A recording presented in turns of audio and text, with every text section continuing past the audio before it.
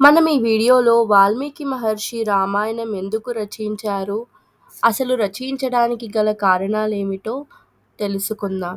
నమస్కారం, నా పేరు వైష్ణవి.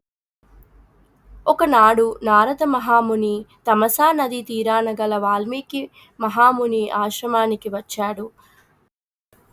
వాల్మీకి ఆయనను శాస్త్రోక్తంగా పూజించి, మహాత్మా, ఈ యుగంలో ఈ లోకంలో సకల సద్గుణ సంపన్నుడు మహాపరాక్రముడు అయిన పురుషుడు ఎవడైనా ఉన్నాడా అని అడిగాడు.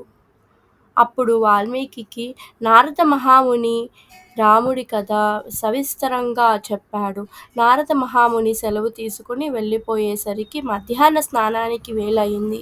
వాల్మీకి మహాముని తన శిష్యుడైన భరద్వాజుణ్ణి వెంటబెట్టుకుని తమసా నదీ తీరానికి వెళ్ళాడు. అక్కడ ఆయనకు ఒక క్రౌంచ పక్షుల జంట కనిపించింది.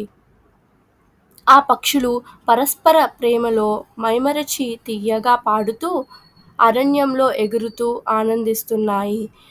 నారబట్ట కట్టుకుని నీటిలో దిగబోతూ వాల్మీకి ఆ పక్షుల ఆనందోత్సాహాన్ని చూస్తున్నంతలో ఒక బోయవాడు బాణంతో మగ పక్షిని కొట్టాడు. అది కింద పడి గిలగిలా తన్నుకుంది. ఆడపక్షి ఆర్తనాదాలు తీసింది.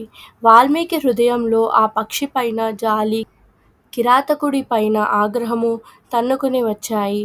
వెంటనే ఆయన బోయవాడితో ఇలా అన్నాడు: మనిషాద ప్రతిష్ఠాన్త్వా మగమ శాశ్వతీ సమా యత్క్రోంచ మధునాదేక మపదీ కామమోహితం. తరువాత వాల్మీకి స్నానం చేసి కాలకృత్యాలు తీర్చుకుని ఆశ్రమానికి వెళ్ళాడు. భరద్వాజుడు జల కలశం తీసుకుని ఆయన వెంబడే వెళ్ళాడు.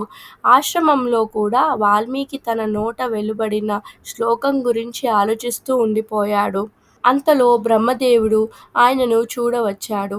వాల్మీకి చప్పున లేచి బ్రహ్మకు సాష్టాంగం చేసి అర్ఘ్యపాద్యాదులతో స్తోత్రాలతో సన్నుతించి మౌనంగా నిలబడ్డాడు.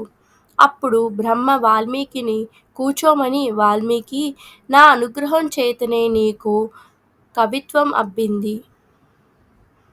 నీవు ఇంతకు ముందే రాముడి కథ విన్నావు గదా, ఆ కథను మహాకావ్యంగా రచించు. అది భూమి ఉన్నంతకాలము నిలిచి ఉంటుంది.